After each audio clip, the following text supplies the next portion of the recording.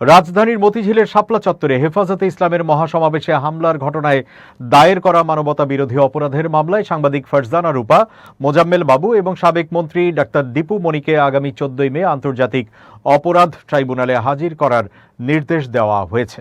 বৃহস্পতিবার প্রসিকিউশনের আবেদনের শুনানি শেষে আন্তর্জাতিক অপরাধ ট্রাইব্যুনাল 1-এর বিচারপতি মোহাম্মদ শফিউল আলম মাহমুদের নেতৃত্বাধীন 2 সদস্যের বিচারিক প্যানেল এই আদেশ দেন।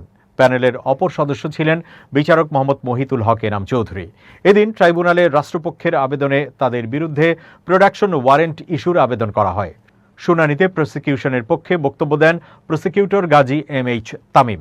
শুনানি শেষে ট্রাইব্যুনাল আগামী 14 মে তাদের হাজির করার নির্দেশ দেন এবং পরবর্তী শুনানির তারিখ নির্ধারণ করেন। বর্তমানে মামলাটি তদন্তাধীন রয়েছে।